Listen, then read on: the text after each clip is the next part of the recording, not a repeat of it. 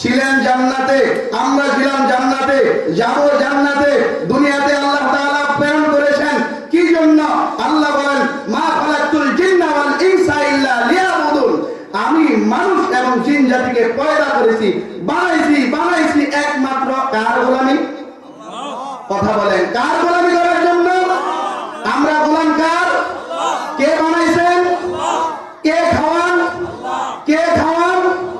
পরানকে হায়াত দিছে কিনা? হায়রে, মারপেট থেকে না আসছেন? আপনারা মারপেট থেকে আসছেন, আবার হায়াত দিলে আল্লাহ বললেন? হ্যাঁ, আসছেন মারপেট থেকে, কিন্তু হায়াত দিয়েছেন কে? অনেক মা মৃত সন্তান প্রসব করে কি করে না?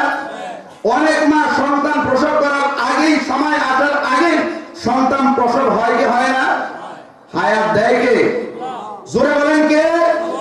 ওই আল্লাহকে মানার দরকার আছে না নাই? কতটুকু? মন মতো না আল্লাহ যতটুকু চায় ততটুকু? মন মতো করলে হবে না।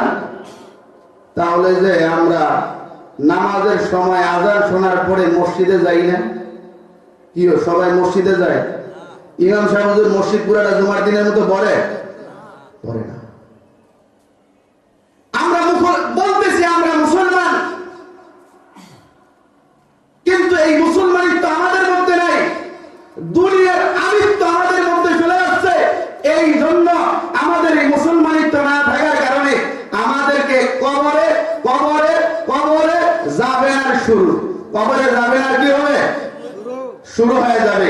এই জন্য বাবাজিরা আমার, ও আমার বন্ধুগণ, ও আমার এলাকার মানুষ, ও আমার ভ্রাতৃত্বের বন্ধুরা, আপনাদেরকে একটা কথা আমি ছোট মানুষ বলে যাই, যে আপনাকে আমাকে সবাইকে মৃত্যুবরণ করতে হবেই হবে, এমন না কেউ মরবে কেউ মরবে না, এমন না, কখনো না।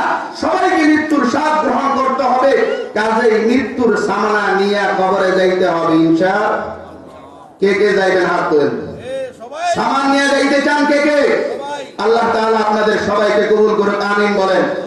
আল্লাহ তাআলা আমি গোলামকেও কবুল করুক, জোরে বলেন আমিন। আমি আপনাদের এই এলাকারই ছেলে। আমার বাবার নাম আশরাফুল ইসলাম, দাদার নাম মরহুম আব্দুল আজিজ। অনেকে আমার ফেস চিনেন না। আমি বেসাইন কেন্দ্রীয় মসজিদে আছি, পাশাপাশি এক মাদ্রাসার খেদমতে আছি। দোয়া চাই আল্লাহ যেন এই দিনের উপর দায়েম এবং কায়েম থাকার তৌফিক দান করেন। কি দোয়া করলেন না? আমিন তো বললেন না। আল্লাহ তাআলা কবুল করুক, আপনাদের কবুল করুক, আমি গোলামকেও কবুল করুক। যা বললাম